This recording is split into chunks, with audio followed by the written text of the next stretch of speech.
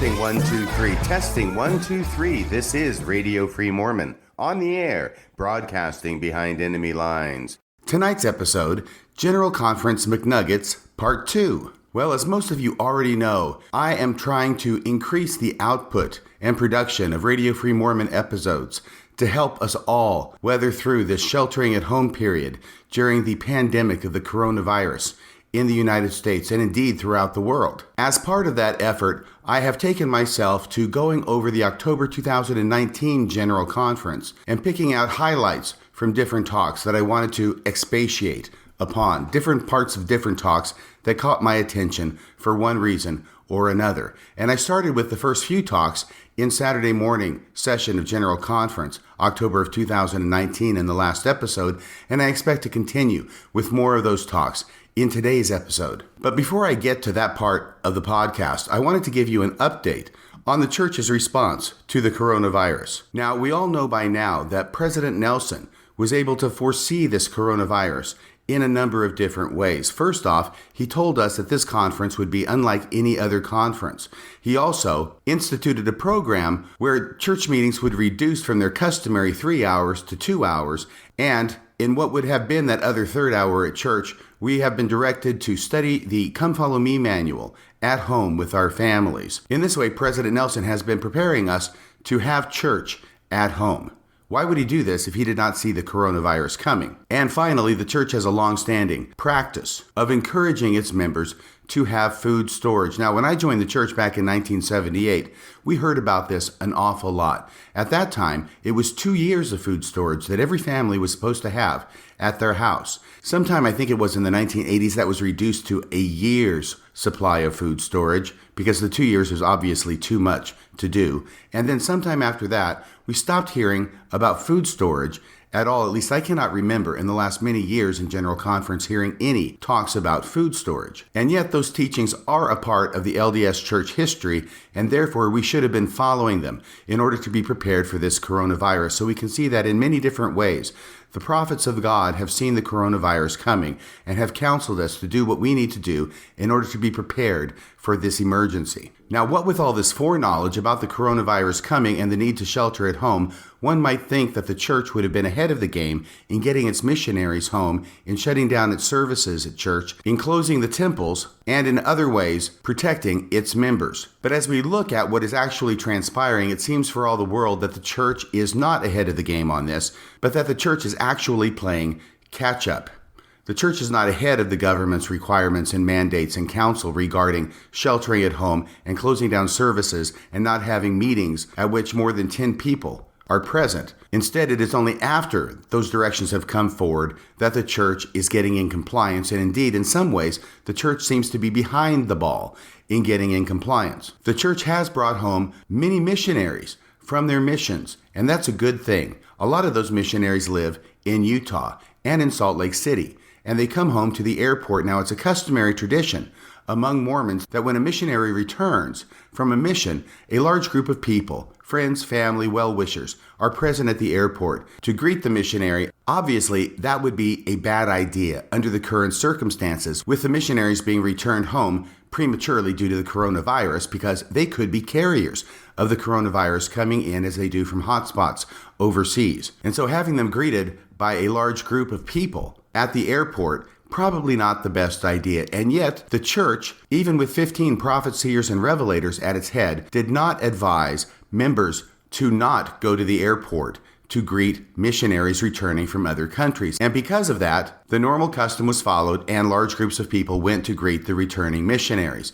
After this happened, it hit the news, and the church made a statement at that point, once again, not ahead of the ball, but after the fact, saying that they were disappointed that the members went in large groups to meet the missionaries. Now, I have no particular gift of insight or prophetic power, and yet it would have seemed to me obvious that Mormons would go in large groups to greet missionaries at the airport, as they have always done, and therefore, before the fact, before the missionaries actually returned, to send out notices to wards, stakes, through all the different channels of communication that the church has to advise members not to meet with missionaries in large groups, as they have always done in the past. As I say, I don't claim to be a prophet. This is just something that is common sense.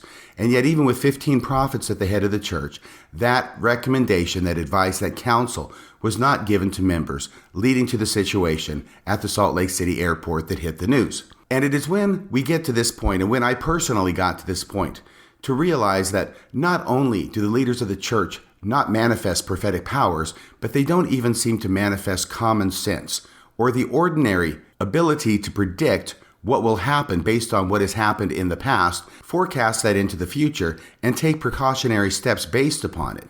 That doesn't require a prophet. That just requires somebody with common sense. And this lack of prophetic foresight applies not just to returning missionaries, but also to the closure of temples. Now, temples, as we know, is a place where largely elderly people congregate. Both temple workers and temple patrons are generally older and in that category of people who are particularly susceptible to the coronavirus. And yet the LDS Church did not close temples prior to the outbreak of the coronavirus. It did not close temples when the coronavirus hit.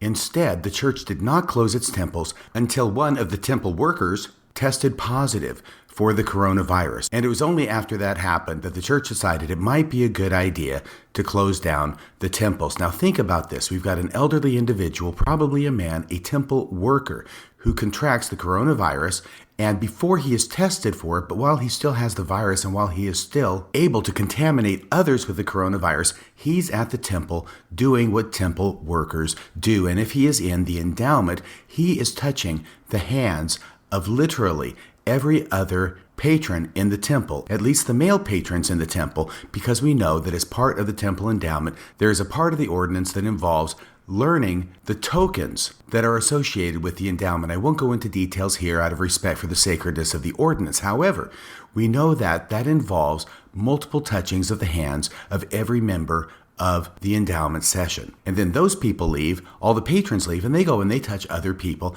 And this is how a pandemic spreads. They may have had a special session that day of the endowment, and the officiator may have announced, "This is the first token of the coronavirus. We desire all to receive it." And so, as I say, as I grew in my development in the church, I came to the point where I realized that the leaders were not prophets, but then I satisfied myself with the idea that they were good men doing the best they can. And I think that, to a large degree, that is probably still the truth. But when you get to the point where you realize that not only are they not prophets, they don't even seem to manifest common sense, that's when the testimony takes a real body blow. I have been surprised to find out that time after time, the church seems to be able to make, in any given situation, the worst possible decision that could be made. And frequently, the church outdoes itself and makes a decision that is so bad that it's not even something that I would have contemplated or imagined could have been made. And many examples of that can be found just in the past decade alone. I've talked about a number of those on prior podcasts, but I wanted to give you this piece of intelligence which has not hit the news to my knowledge. It has to do with inside information that I have regarding the mission at the Family History Center in Salt Lake City. Now, this information is direct information, and therefore I feel that it is highly credible, and that is the only reason I'm going to share it with you. But the Family History Center is itself a mission. It has a mission president. It is staffed by missionaries, both young missionaries as well as senior couples. And it is, of course, the senior couples who are the most vulnerable to the coronavirus, and therefore the ones that need to be protected the most. The young missionaries need to be protected as well, but when it comes to the senior missionaries, even more so. Well, recently, and once again, well after the fact, recently, the mission at the Family History Center was shut down, or in other words, the Family History Center was closed for business temporarily during the coronavirus. That was a good move, and that was apparently the move that the church made.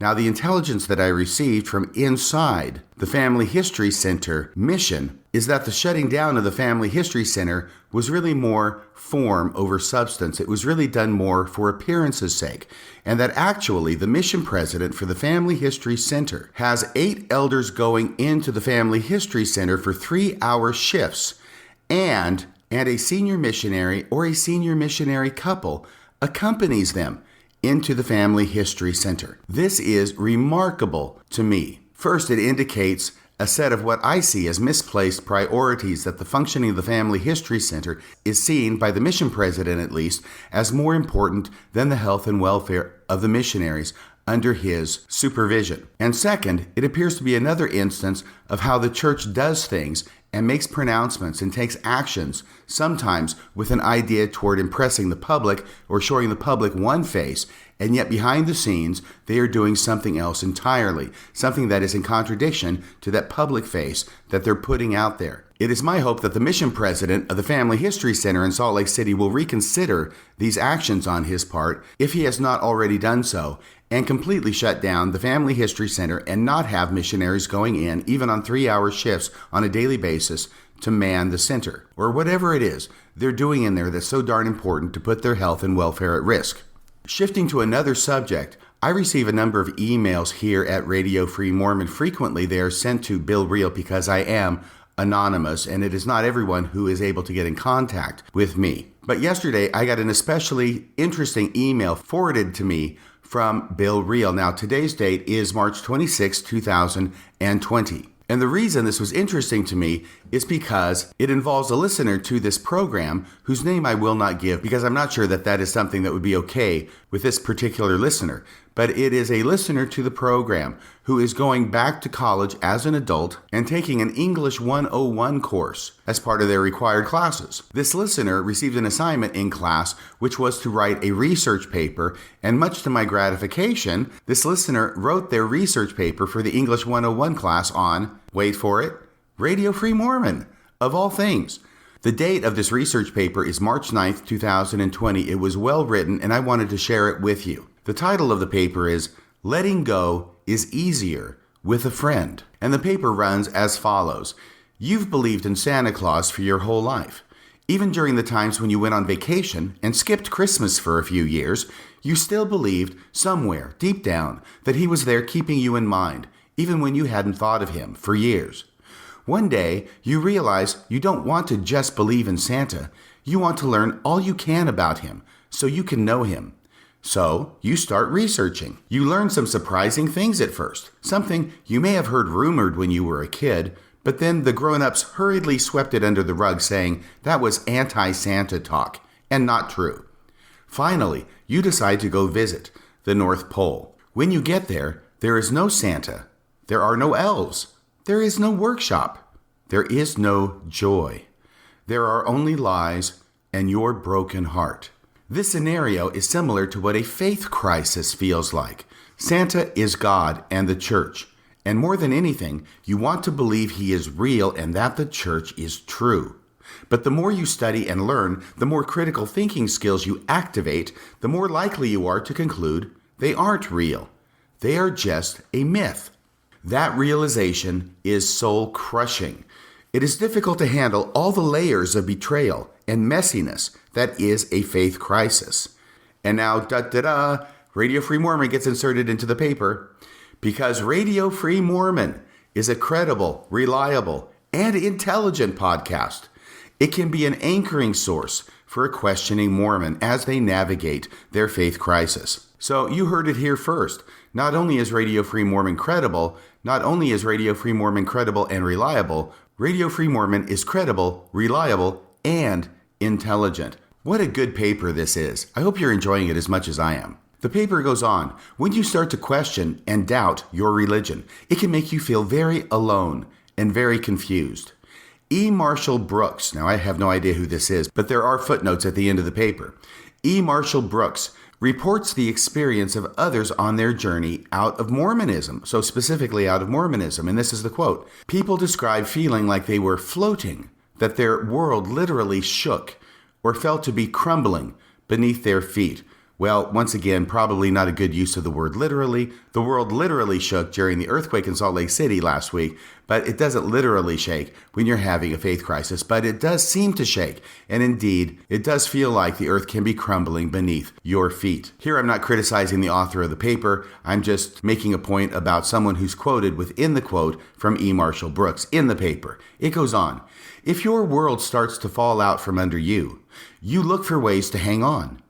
Even seeking support can feel scary because all your life you've been taught that anti-Mormon literature is of the devil and that ex-Mormons only tell lies to try to destroy the church.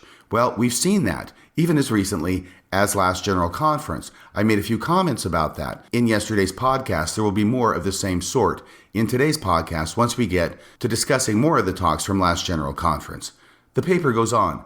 It was with a racing heart that I clicked on a taboo site like John DeLynne's Mormon Stories, or dared to listen to a podcast like Radio Free Mormon. Okay, so this is my first critique of the paper. Why is it that John DeLynne's getting top billing over me? Okay, I'll let that pass. Let's go on. And after clicking on these sites and listening to Mormon Stories and also listening to Radio Free Mormon, I found solace that I was finally not alone. Listening to Radio Free Mormon, one notices each episode starts the same way.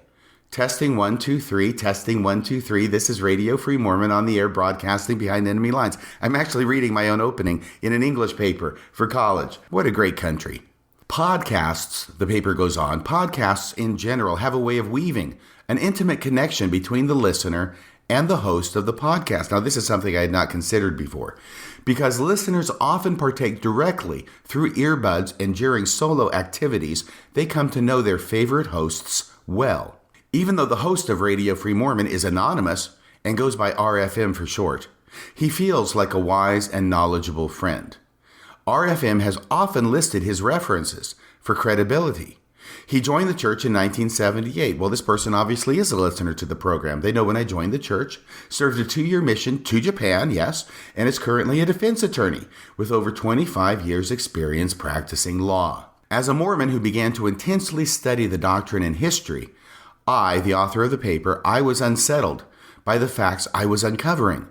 Finding RFM and knowing that he was well educated in both spiritual and secular things gave me a reliable anchor as I binged his podcast through the latter days of my faith crisis. The first episode of Radio Free Mormon was published on October 23, 2016. One can understand how every episode is laid out from listening to this first episode, as the format has been consistent through all 129 episodes. So this episode being 132, we can see that this paper was recently written.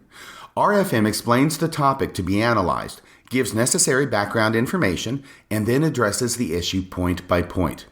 This specific episode, entitled The Great Mormon History Cover-Up, that's number 1, discusses why the church started to publish essays on its website that were dealing with controversial church history and doctrine.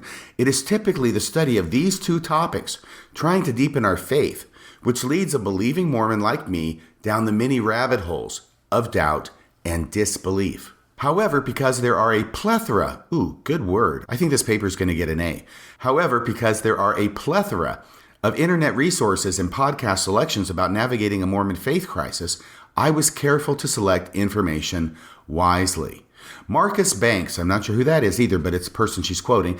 Marcus Banks advises how to know if a source found online is credible. Here's the quote from Marcus Banks.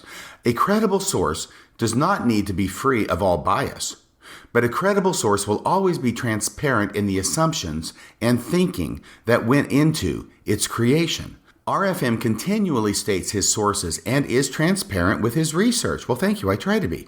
He also admits to having been a Mormon apologist and writing several books in favor of the Mormon Church in the past, and explains how his views changed when new evidence came to light. This transparency led me to trust Radio Free Mormon as a credible podcast to help me sort out all I was learning during my faith crisis. Well, let me just interject here and say I'm flattered and very honored that I was able to be of some help to this writer during their faith crisis. It helps make me feel like all the work and all the effort that I put into creating this podcast is not for nothing. Because it's one thing just to go through sources and talk about different facts and different ideas and different doctrine and different history. It's another thing entirely to know that it's actually helping people in a real world setting, people who are going through a very, very difficult time in their life, and that this podcast is helpful to those people to know that they're not alone and to help them sort through and navigate their Mormon faith crisis. Going on with the paper,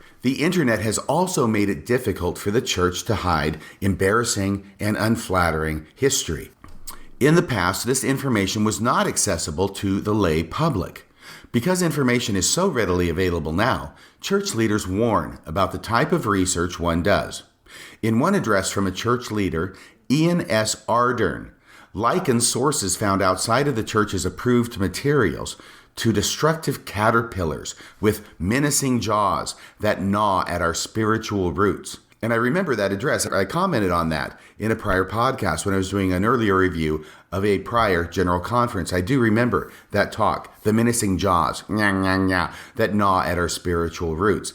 And yet, this paper makes the interesting contrast and comparison, yet the title of his address, the title of the talk was, Seek Ye Out of the Best Books. That is a funny point. Good insight there. The mixed messages that are being sent are astounding.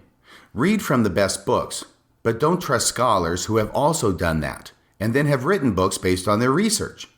Only read what is safe and provided for you by the church and on the church's website. You cannot rely on other sources. Oh, here I would just say that the comma after website should probably be a semicolon, but now I'm nitpicking. This is a great paper.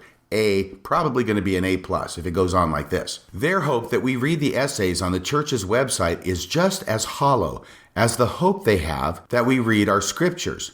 Now, this is an interesting idea, that the hope, quote unquote, the hope that the church leaders have that members of the church will read their essays on the church's website is just as hollow as the hope they have that members will read their scriptures, because, of course, members typically do not read their scriptures. It is a rare Mormon. It is an unusual Latter-day Saint who actually reads their scriptures. And it's probably not just Mormons. It probably crosses over into other religions as well and other sects of Christianity. But this is an interesting point that's being made, because when I did fervently study the scriptures and the gospel topics essays and followed the references in the footnotes, oh man, this is really getting into trouble here. We know where this is going, don't we? Once you go to the gospel topics essays and study the scriptures and then start reading the footnotes in the essays and following them, that can't be good. But once this author did that, she says, my mind was opened and not in the way the leaders wanted.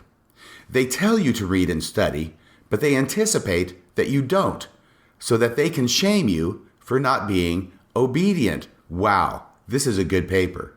In an article detailing his address to a congregation of young married church members in Chicago, Jason Swinson quoted Dallin H. Oaks, a high-level church leader, as going as far as saying, I suggest that research is not the answer in regards to dealing with matters of church history and doctrinal issues. Yes, I remember that. I did a podcast about that very talk. I think it was called Research is Not the Answer. This paper goes on, Radio Free Mormon has helped me sort the high level of cognitive dissonance created by statements like this from church leaders. In a recent review of the podcast, Apple user Pancinator agrees. So apparently this is some comment about my podcast from another source called Pancinator, Pancinator. Here's the quote. RFM uses his attorney skills to present the logical problems in Mormon truth claims in a clear way. The paper continues. RFM systematically lays down each point line by line like he is arguing a case in court. He gives us both sides of an argument and lets the listener make an informed decision. Now the paper goes on to ask the question, but why does RFM remain anonymous? Why does he say broadcasting behind enemy lines at the beginning of each episode? Because if you start to learn the real history of the Mormon Church, #Victory for Satan, you mustn't admit to it or become published in any way that is contrary to what the church teaches. If you do, you will be excommunicated.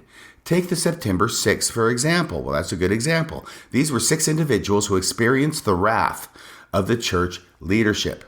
Come not between a dragon and his wrath. 5 were purged from the records, and 1 was merely disfellowshipped for being critical of the church in 1993.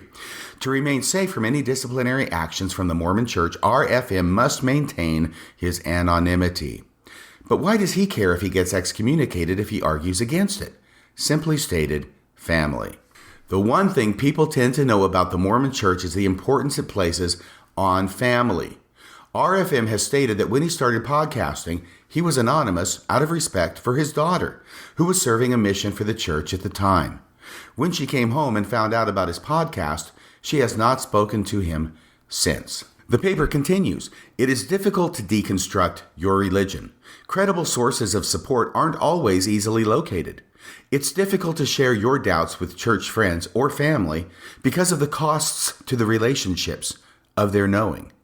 It is difficult to change your identity from a believer to an apostate. But that's really okay because the church is more than willing to do it for you. That was my comment, not the paper. It is difficult to change your identity from a believer to an apostate. The connotations are confounding. Radio Free Mormon is a credible and reliable podcast. Yes, Radio Free Mormon is a credible and reliable podcast that can help ease the loneliness and confusion that one can experience as they muddle through their faith crisis. RFM, this is the final line, RFM is a friend. That's nice. Thank you.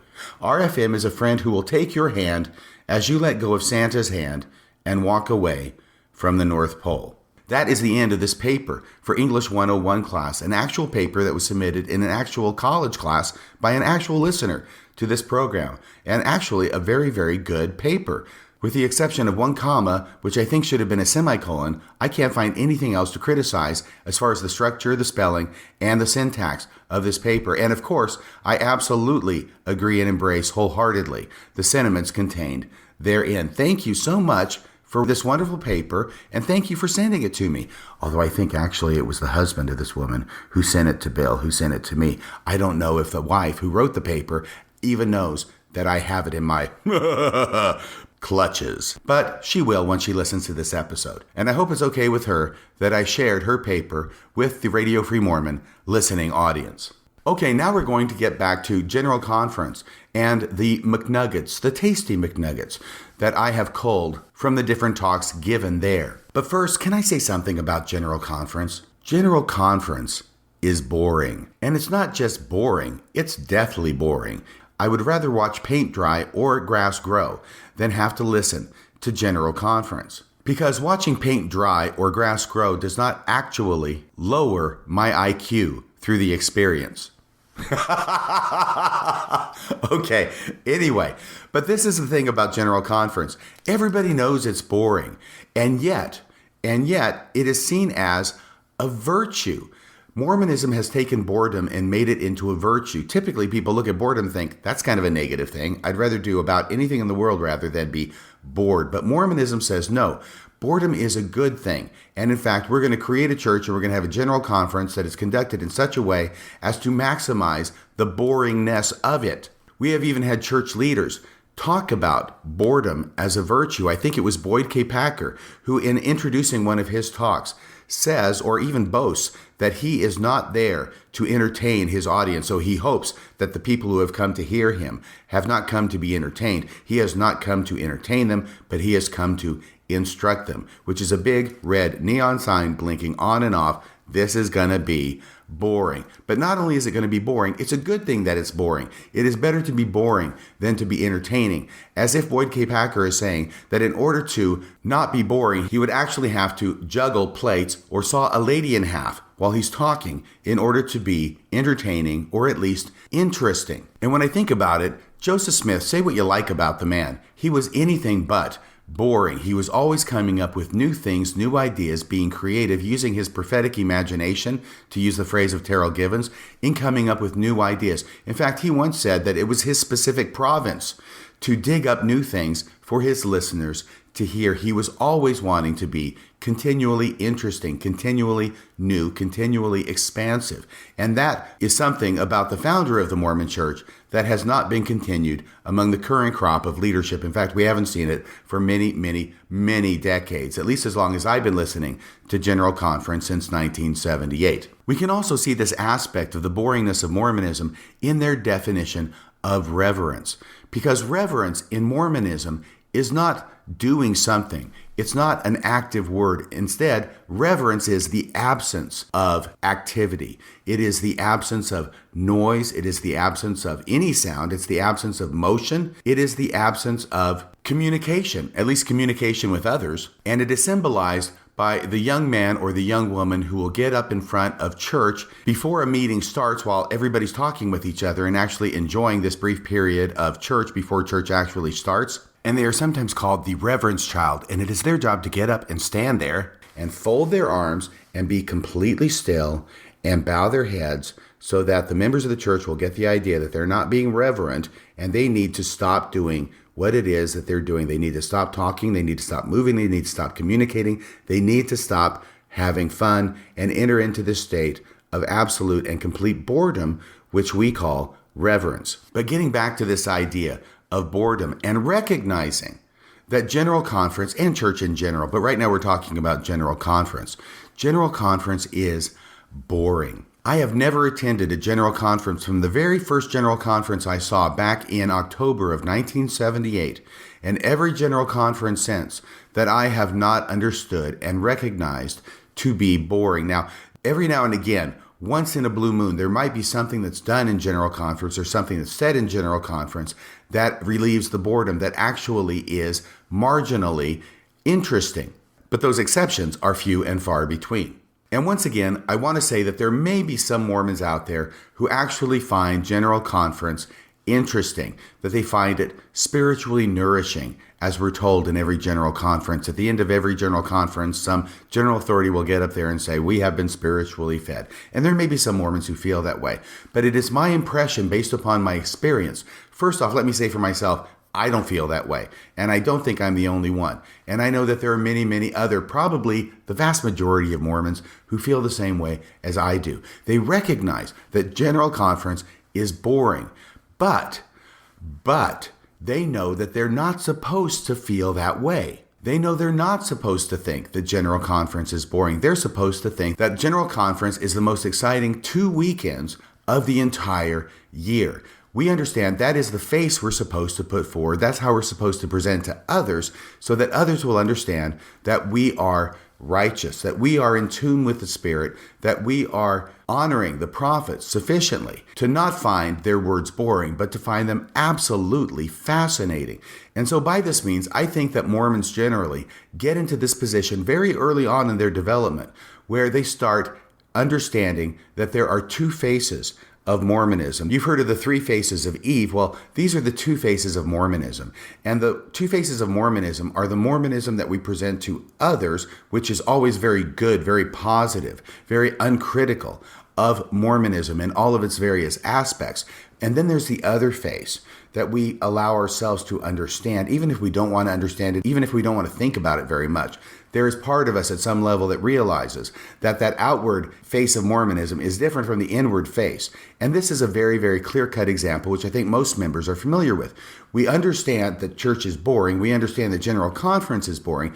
And yet we understand also that we need to present a face to everybody else that it's not boring. With the result that we have a bunch of Mormons running around who are pretending that General Conference is interesting, but inwardly all of these Mormons recognize that General Conference is boring. And the reason I bring this up is because at some point, many Mormons, not all Mormons, many Mormons, I did this, perhaps you've done this too, many Mormons come to the point where they feel safe enough or brave enough to be able to express outwardly how boring they find General Conference with other people, with other members of the church. And sometimes they will encounter other members of the church who will reprove them and say, well, you need to prepare yourself for General Conference. You need to be more spiritual so that you will find it interesting. But as often as not, once you take that risk and reveal your true self to another Mormon, you will find the other Mormon given the courage to reveal their true selves back to you and to admit to you in hushed tones that yes, they find General Conference boring too.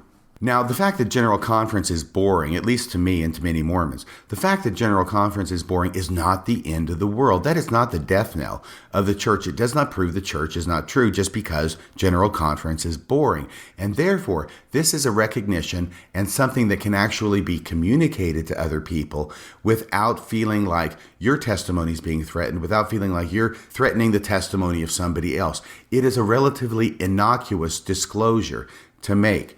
And the first thing that happens is that all of a sudden now as a Mormon, you're experiencing integrity within yourself. The outside expression of what you're saying about an aspect of church is now being brought into line with what you feel inwardly about this aspect of church. And like I say, it's not the end of the world, but what it does, I think, is serve as sort of a gateway drug. Because once you have allowed yourself to actually openly state something that you feel about church that is not 100% positive and is only mildly critical, now you have cracked open the door to allow yourself to begin to express more of your feelings about church, more of your feelings about church doctrine, more of your feelings about church history. And eventually, you are able, hopefully, if you find the right people to talk to who will communicate similarly back to you, you may find yourself able to actually bring yourself into complete integrity with regards to the church. In other words, everything that you feel inside you is what you can express outwardly.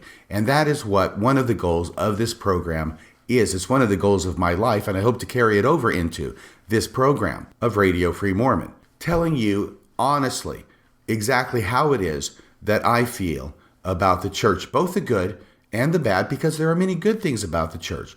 But just because there are many good things about the church doesn't mean that everything about the church has to be good, or that I'm only going to talk about the good things. I will also talk about the things that I find problematic or potentially not so good, like I did earlier in this podcast, talking about what was going on behind the scenes at the Church History Center. Okay, those are a few of the ideas that have been rolling around in my head as I've been talking about General Conference and the General Conference McNuggets from October 2019. And so now let's get to the meat of tonight's podcast and go over a few more talks from that General Conference. We left off in the Saturday morning session, and we were just about to get to the talk that was given by D. Todd Christofferson. That's another thing about General Conference and church in general that I've always thought interesting. In a political sphere, and pretty much in any other sphere, when a person gives an address, we call it an address. When a person gives a speech, we call it a speech. But in Mormonism, whenever a person stands up to give either an address or a speech, we just call it a talk. They give a talk. It's really neither here nor there. It's always just struck me as kind of odd. Calling it a talk just seems a little bit less grand and wonderful than a speech or an address or a sermon even. Yeah, we don't have sermons. We have talks. Everybody talks. Talk, talk, talk. Pick a little, talk a little. Okay, seriously. I'm getting a little punch drunk here. I actually may end the podcast with that song from the Music Man. Pick a little, talk a little, pick a little, talk a little, cheap, cheap, cheap, talk a lot, pick a little more. Pick a little, talk a little, pick a little, talk a little, cheap, cheap, cheap, talk a lot, pick a little more, pick a little, talk a little, pick a little, talk a little, cheap, cheap, cheap, talk a lot, pick a little more, pick a little, talk a little, pick a little, talk a little, cheap, cheap, cheap, talk a lot, pick a little more, pick a little, talk a little, pick a little, talk a little, cheap, cheap, cheap, cheap, cheap, cheap, cheap, cheap. Okay, here we go. We went through Elder Holland's talk. We went through Elder Vincent's talk. We went through Stephen Owen's talk. And here we come to Elder D. Todd Christofferson. His talk is titled, The Joy of the Saints. And during his talk, he says this: I haven't met anyone who found the gospel later in life who didn't wish it could have been earlier. Now, that may be true. He's talking about his experience of somebody finding the gospel when they're 40 and they're 50 and thinking, wow, I really wish I had found the gospel earlier in life. And I'm sure that that's true. But it strikes me that the converse of this is also true, that a person who leaves the church, who's raised in the church, who joins the church perhaps when they're 18 years old and fresh out of high school in 1978, but a person who spends decades in the church sacrificing and giving and paying tithing and paying fast offerings and going on a mission and doing all the things that a faithful Mormon is supposed to do, that a person who gets later in life after doing all that and now realizing that the church is not what it represents itself to be, and that the truth claims of the church are not necessarily true, it would probably be correct to say, I haven't met anyone who left the gospel later in life who didn't wish they could have left it earlier. So I think this particular statement by Elder D. Todd Christofferson cuts both ways. He goes on later in his talk to mention a story. Now, this is a story that happened back in 1989. And once again, unfortunately, it involves a person who is a member of the church who gets seriously injured and who does not get healed. Once again, this is a story like the General Conference Death March. Every General Conference, you're going to have stories like this. You're going to have stories of people who get injured, who get sick, who catch some disease. They receive blessings, whether it's mentioned or not. We know that they receive blessings because that's what happens among Mormons when they get sick or injured seriously. And yet those priesthood blessings have no power to heal them. Here's the story from Elder Christofferson's talk. In 1989, Jack Rushton was serving as president of the Irvine, California stake in the United States. So this is a stake president. During a family vacation on the California coast, Jack was body surfing when a wave swept him into a submerged rock. Ow! Breaking his neck and severely injuring his spinal cord. Jack said later, the instant I hit, I knew that I was paralyzed. He could no longer talk or even breathe on his own. This is a tragic accident and a terrible situation, but fortunately, He's a Mormon. He's not only a Mormon, he's a stake president. He has got access to people who have the priesthood and can give him the most effective priesthood blessings that are available in the church and indeed upon the face of the earth. The story goes on. Family, friends, and stake members rallied around Brother Rushton and his wife. And here's the part where we know that he's receiving priesthood blessings. Of course he is. Even though Elder Christofferson doesn't mention it, we know from our common experience in the church that that is happening. And among other things, these members remodeled a section of their home to accommodate Jack's wheelchair. Well, this is a positive thing. It's a good thing that they're helping him out and remodeling a section of the home to accommodate Jack's wheelchair.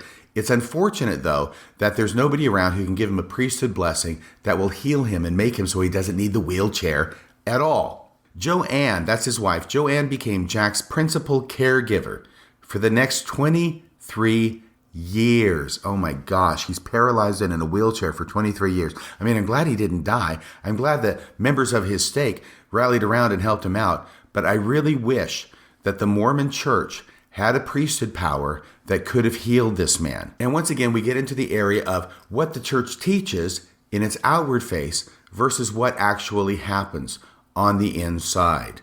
The church teaches that it has priesthood power, that this priesthood power can heal people miraculously. But the reality is, when we look at General Conference, I am unable to find any stories, at least in the last several years while I've been doing this podcast, I am unable to find any stories that actually even make that claim. Instead, we get story after story of members of the church who get injured or sick. They obviously receive priesthood blessings. I mean, my gosh, it's 23 years that this man is in a wheelchair. He received priesthood blessings, at least early on when there was still some hope that the priesthood might work to heal him, but nothing worked. Instead, he's in a wheelchair for 23 years and his wife becomes his principal caregiver. Going on with his story, referring to Book of Mormon accounts of how the Lord visited his people in their afflictions and made their burdens light, Joanne, the wife, said, "I am often amazed at the lightness of heart I feel in caring for my husband." So obviously this is not just a huge burden to her husband, it's a huge burden to her as well, since she becomes his principal caregiver for 23 years. And yet the miracle is not priesthood power that can heal him. The miracle becomes this lightness of heart that she's able to feel in caring for her husband, which I think is good as far as it goes, and I'm not here to discount that. The story continues. An alteration to his respiration system restored Jack's ability to speak. Okay, let's stop here for a second. It's not the priesthood that restores Jack's ability to speak. It is an alteration to his respiration system. It is medical science and technology that restores Jack's ability to speak, not priesthood power. And within the year, Jack was called as gospel doctrine teacher and stake patriarch. When he would give a patriarchal blessing, another priesthood holder placed Brother Rushton's hand on the head of the person receiving the blessing and supported his hand and arm during the blessing. This story is becoming painful to me because another person has to be present for Patriarch Rushton to put his hands upon somebody receiving a patriarchal blessing. And this person who does it has to be a priesthood holder. So we have to have a priesthood holder assist the paralyzed patriarch so that he can put his hands on someone else's head, but the same priesthood holder can't put their own hands on Brother Rushton's head and heal him by the priesthood power so that Brother Rushton can put his own hands on the head of the person to receive the patriarchal blessing. That's why I say this is painful to me to recount this. Finally, Jack passed away on Christmas Day, 2012, after 22 years of devoted service. So the miracle is not priesthood power to heal. The miracle is enduring to the end in spite of the absence of priesthood power to heal. Now that's the first story that we've encountered in this particular General Conference regarding the lack of priesthood power to heal. Or in other words, the General Conference death march, as I put it euphemistically. But there's another story, and it's in the same talk by Elder Christofferson that falls under that same general heading. Here's that story. When in Haiti last month for the dedication of the Port-au-Prince Temple, Elder David and Sister Susan Bednar, it's Elder Bednar, the one who gave the great talk, Faith Not to Be Healed. This is not going to end well, I can tell. They met with a young sister whose husband had been killed a few days earlier in a tragic accident. Okay, he'd already been killed before they got there. They can't do any further damage, apparently. They wept together with her. Yet, on Sunday, this dear woman was in her place as an usher at the dedication services with a soft, welcoming smile for all who entered the temple.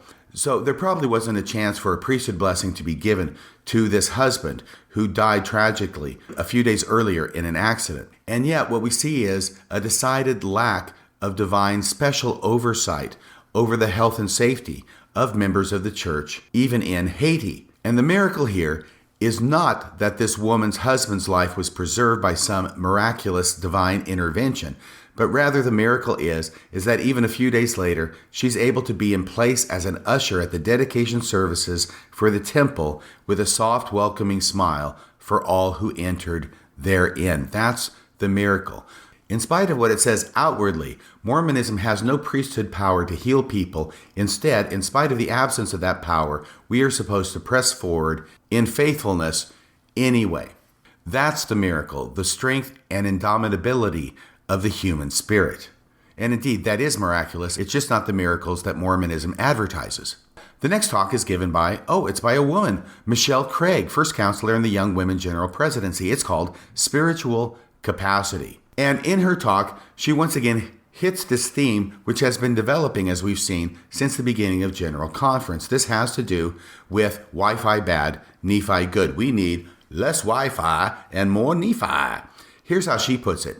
Satan wants to separate us from God's voice by keeping us out of those quiet places, i.e., this is the Mormon idea that God can only speak to us in a still, small voice. So we have to get very quiet, very reverent, stop moving, stop talking to others, so that we can hear this very still, small voice that God uses to speak to us.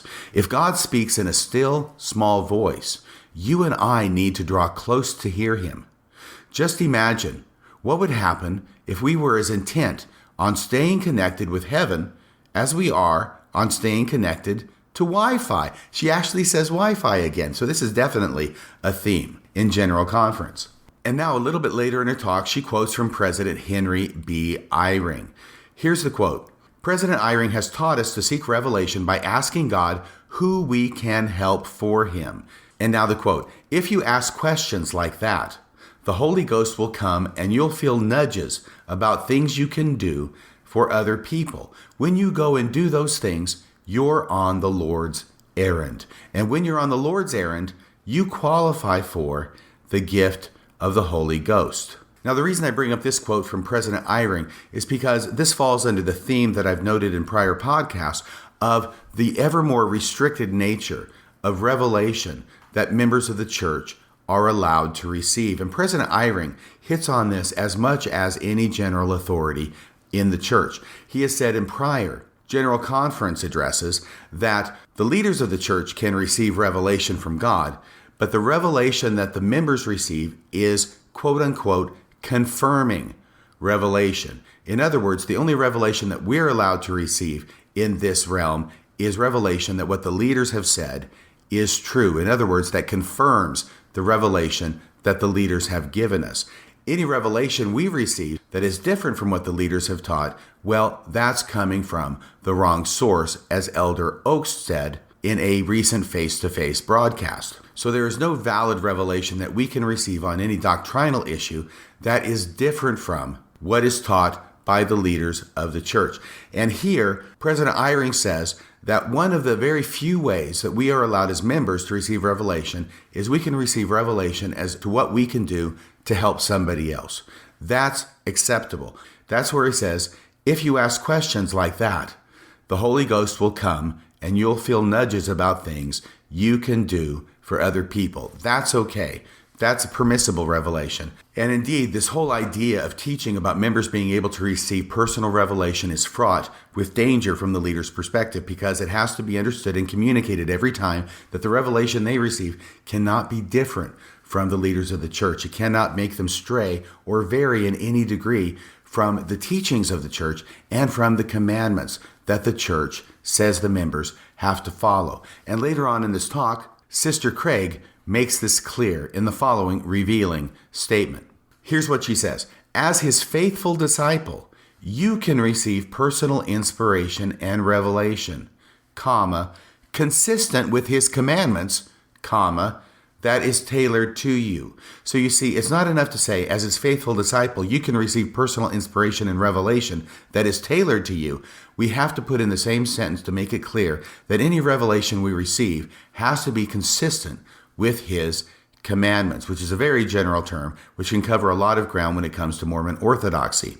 She goes on, you have unique missions and roles to perform in life and will be given unique guidance to fulfill them. Well, that's all true as long as it's consistent with his commandments. So in this way, I see the LDS Church as taking the inspiring and expanding doctrine of personal revelation and narrowing it down step by step until really it is so small and so insignificant that it ends up amounting to not really revelation at all. Or perhaps put another way, personal revelation is limited to the point where it can function for the average member only within a sphere that is so small and so limited as to not be a threat or a danger to the leadership of the church and their authority over the members. And now we get to another talk by a general authority, by an apostle, I should say, Elder Dale G. Renlund. This is his talk for General Conference in the Saturday morning session titled, Unwavering Commitment to Jesus Christ. And he introduces his talk by speaking about a painting that was put up in the temple, the Kinshasa temple in the Congo. And this painting is of a huge waterfall. And the title of the painting is Congo Falls. And what it depicts is a practice that was common more than a century ago among early converts to Christianity in the Congo. And this was his comment that caught my attention. He says, before their conversions, i.e. before their conversions to Christianity, they worshipped inanimate objects, believing that the items possessed supernatural powers. Now, in the LDS Church, I don't think that we have really a lot of instances of worshiping inanimate objects, but I do think that we have a case or two of believing that inanimate objects possessed supernatural powers. And yes, seer stones come to mind under this category. And the reason I find the statement by Elder Renlund interesting and perhaps somewhat humorous is that he is very willing to speak somewhat dismissively about the belief of pagans in the Congo prior to their conversion to Christianity, that they believe that inanimate objects possess supernatural powers, without apparently recognizing the fact that early members of Mormonism, indeed the founding prophet of Mormonism, had the same kind of belief, i.e. believing that inanimate objects possess supernatural powers. Later on in his talk, he makes a remarkable statement, and I think it's remarkable because I think that Elder Renlund was also prophesying of the coronavirus. Here's what he says. Now, it would be nice if increased faith were transmitted like the flu or the common cold. Then a simple spiritual sneeze would build faith in others. I think it would take somebody who is faithless indeed to not see this as a prediction and foreknowledge on the part of Elder Renlund of the coronavirus, which indeed is transmitted like the flu. It's not just transmitted like the flu, it is a flu. So not only did President Nelson predict the coronavirus, Elder Renlund did as well. In the mouths of 2 or 3 witnesses shall all my words be established. And now we get to the final talk of the Saturday morning session, and this is probably the last talk that I'll review before I end tonight's podcast. It is titled Trust in the Lord. It is by President Dallin H. Oaks, who, by the way, is the first counselor in the first presidency, if you didn't know that already. But it says that right here, directly under the printed version of the title of his talk. Mormons do love their titles, as well as their middle initials. And this is a talk that I did an entire episode on shortly after the last General Conference because I thought that he said some things which deserved its own podcast. But he also makes some other comments along the way that I didn't talk about in that prior podcast and which I'm going to comment on here. This is a talk that he introduces by saying that some time ago he received a letter from a woman who was contemplating a temple marriage to a man whose eternal companion had died. She would be a second wife. She asked this question: would she be able to have her own house in the next life, or would she have to live with her husband and his first wife? I just told her to trust the Lord. And you remember that this was a laugh line, and indeed the audience tittered appropriately. It was that story, as well as the story immediately following, which was of a similar nature, that I covered in the prior podcast. And I believe the title of it was The Exaltation Complication. But then, as part of his talk, he goes into an analysis and an exposition of the spirit world, that world that Mormons teach exists between death and the resurrection, where spirits exist in another world, and those who have been Mormons are busy teaching the gospel to those who were not Mormons in this life, so that they can accept the gospel and then hopefully accept the baptism and the other ordinances that have been performed for them by proxy in the temple. The thing that's interesting about this subject is the way that President Oaks introduces it, because he's not here to tell us anything new, any new insight, anything revelatory. I mean, he's only a prophet, for crying out loud. He's only the first counselor in the first presidency. He's only a person who was sustained by the membership as being a prophet, seer, and revelator. But what he is here is not to tell us anything new or anything revealed. Rather, what he's here to do is to tell us that he really does not know much about the spirit world. It's like Sam Cooke singing, "Don't know much about history, don't know much about geometry." Well, President Oaks' version is, "Don't know much about church history, don't know much theology." With, of course, the implication that if he doesn't know a lot about the spirit world, then we really shouldn't know a lot about the spirit world either, at least not something that actually constitutes doctrine. Now, here's what he says. What do we really know about conditions in the spirit world? I believe a BYU religion professor's article on this subject had it right. And now he quotes from this article by a BYU religion professor. Why do we have an apostle of God and a prophet upon the face of the earth to come and talk to us in general conference when what he is going to be doing is quoting approvingly the words of a religion professor at BYU? But here's what he says. When we ask ourselves what we know about the spirit world from the standard works, the answer is not as much as we often think. So here, President Oaks is saying that we really don't know very much about the spirit world, and we sure don't know as much as we think we know about the spirit world. But his goal in this talk is not really to tell us what more we should know about the spirit world, but to do some boundary marking between what it is that we know about the spirit world, i.e. what the standard works say about the spirit world, versus what it is that other people think they know about the spirit world. Now, I'm not going to read the rest of this talk, but trust me, he goes through a very dry recital at this point of what it is that the scriptures teach about the spirit world, which indeed is not a whole lot. And after he gets to the end of this exposition, he says, resurrection for all in the spirit world. Let me try and do this like President Oaks. Resurrection for all in the spirit world is assured by the resurrection of Jesus Christ, though it occurs at different times for different groups. Until that appointed time, what the scriptures tell us about activity in the spirit world principally concerns the work of salvation. Now, I read that much so I could read the next line. Little else is revealed. So here he's doing the boundary markings, right? He's saying this is what is revealed, nothing else is revealed, or little else is revealed. So this is what we need to content ourselves with, and we need to not go beyond that. Once again, I contrast this with what Joseph Smith used to say, which was that it was his province to dig up new things for his listeners to hear. Well, it is the province of the current leaders of the church not to dig up new things for their listeners to hear, but to repeat for the millionth time the things that the listeners have already heard, with a gentle reminder that they should not go beyond this, mainly because the leaders of the church can't go beyond it themselves. They claim to be prophets. I don't see a lot of prophecy. They claim to be revelators. Not seeing that either. And as far as seers go, don't get me started. But it's interesting because apparently President Oaks wants to talk about the fact that there are different members of the church who believe that they have had experiences with people in the spirit world, usually deceased ancestors or deceased members of the family, who have come back to talk to them and perhaps passed on a little extra biblical and extra canonical information about the spirit world.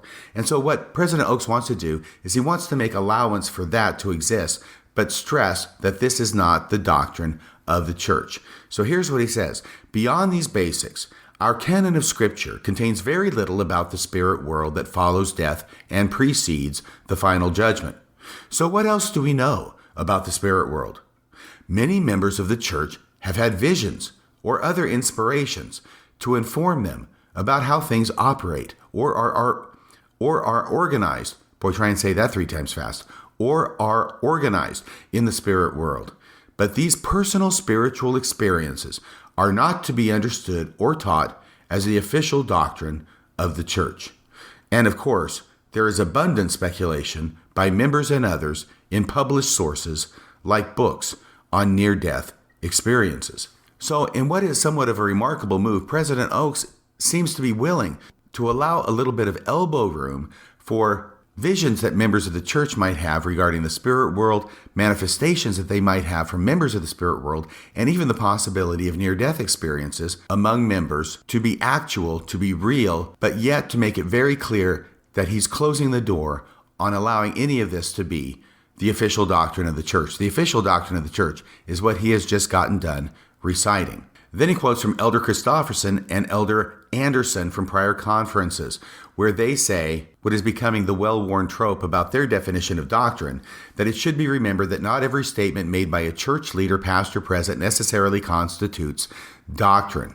It is commonly understood in the church that a statement made by one leader on a single occasion often represents a personal, though well-considered opinion, not meant to be official or binding for the whole church. Now, once again, I want to say that I've heard this before in a couple of comments about this statement. First off, their definition of doctrine is not itself doctrine. In other words, they define doctrine as something that is taught by all the members of the Quorum of the 12 and the First Presidency. And yet it is only Elder Christofferson and Elder Anderson, and now apparently Elder Oaks, who have adopted and taught this definition of doctrine. So we have 3 apostles who have taught this definition of doctrine. Not all of them. And until all of them teach this definition of doctrine, by the very definition of doctrine itself that they are promoting, their definition of doctrine cannot be considered doctrine within the LDS Church. It's a self-defeating argument, at least until such time as all the members of the Quorum of the 12 and all the members of the First Presidency sign off on this definition. The second thing I want to say about it is to go behind the scenes on this and think, why is it that these apostles have felt it necessary to promote this specific definition of doctrine, a definition which has not existed in the church prior to this? Why do they have to say that a statement by one church leader on a single occasion is not meant to be official or binding for the whole church? The only reason they would come up with that statement is if there were, in fact, statements by church leaders which they don't want the members to consider to be binding upon the whole church. And here there are a plethora, to use that word from the English paper, a plethora of instances of this, not least of which would be the teachings by Brigham Young about the Adam-God theory, which indeed was not said on a single occasion. And yet many people think that because he was the president of the church and the prophet of the Lord, and claim this to be revelation, for crying out loud, and that if somebody didn't believe it, they would be damned, because he said all of those things, that maybe that is doctrine and maybe that is binding on the church. Well, according to this new definition of doctrine, it doesn't fit this definition, and therefore it is not to be considered doctrine. And that's how easily we can do away with that thorny problem of the Adam-God theory. Now, they're not going to talk about what specific doctrines or specific statements of prior church leaders that they are trying to sweep under the rug by this methodology, but those who have ears to hear will understand. Oh, and then Elder Oaks tries to give an example of what does constitute doctrine under this new confabulated definition. And of course, he wants to put, you know it, the family proclamation front and center, because this is doctrine. It is binding on the members of the church. And here's what he says: the family proclamation, signed by all 15 prophets, seers, and revelators, is a wonderful illustration of that principle. Beyond something as formal as the family proclamation, the prophetic teachings of the presidents of the church, affirmed by other prophets and apostles, are also an example of this.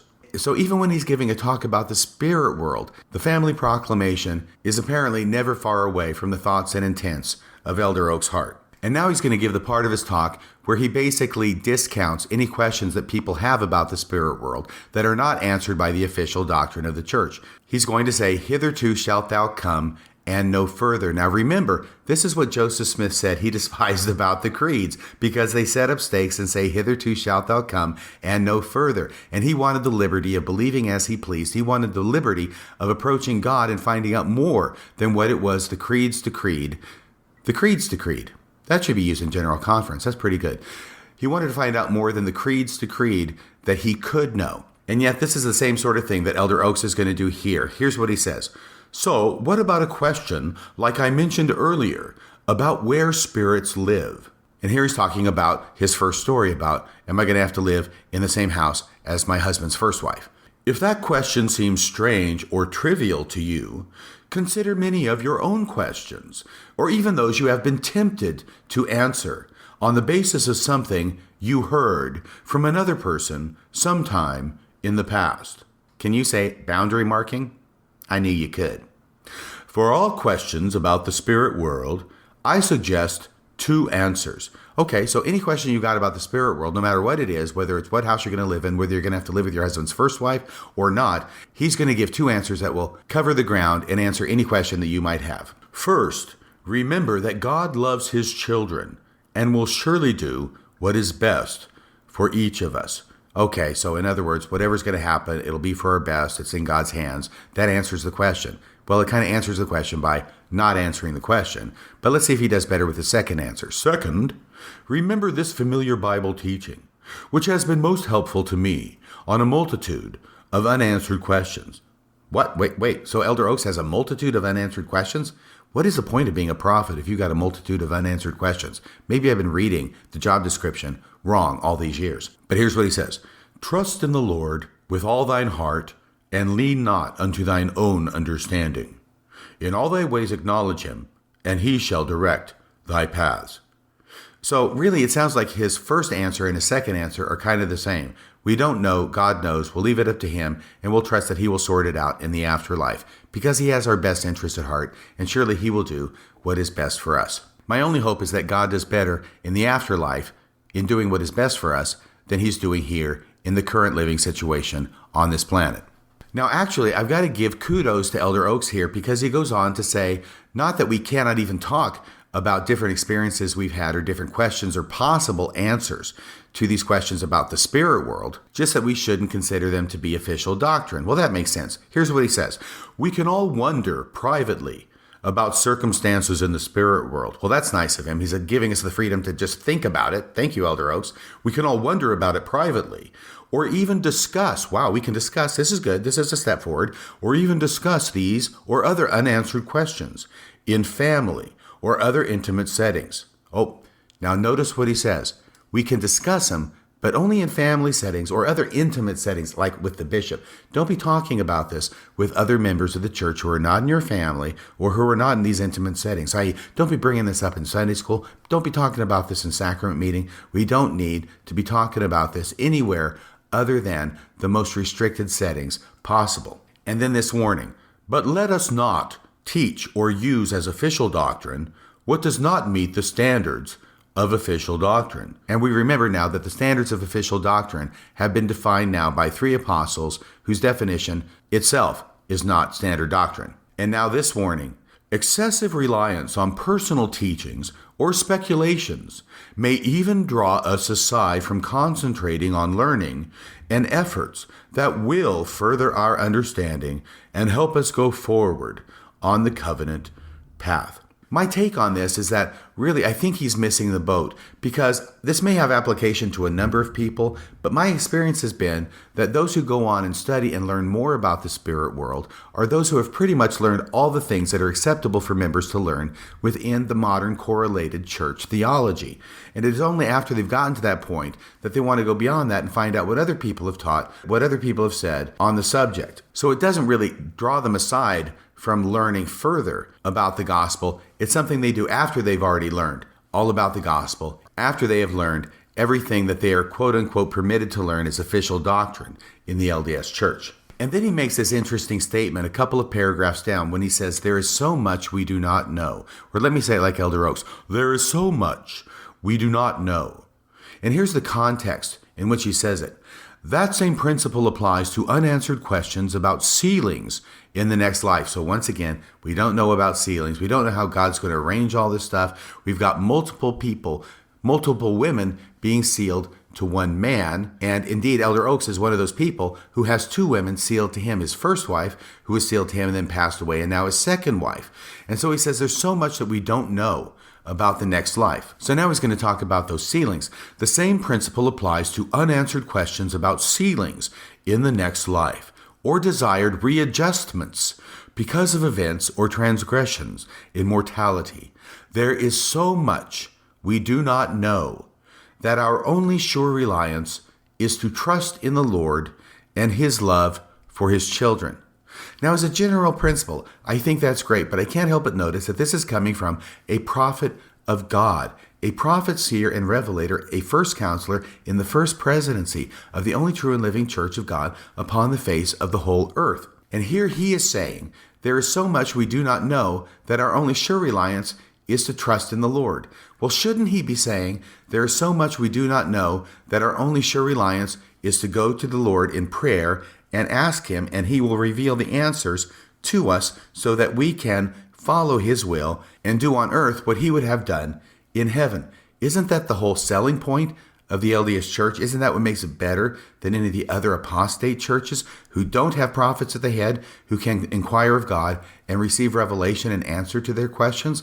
And yet I see and I hear Elder Oaks in this statement, and indeed in this entire talk, admitting the reality of the fact that he has no special access to heaven. All he can do is come forward and recapitulate what it is that the standard works say about the spirit world, and say that beyond that, he has no special knowledge, no special understanding, no special revelation.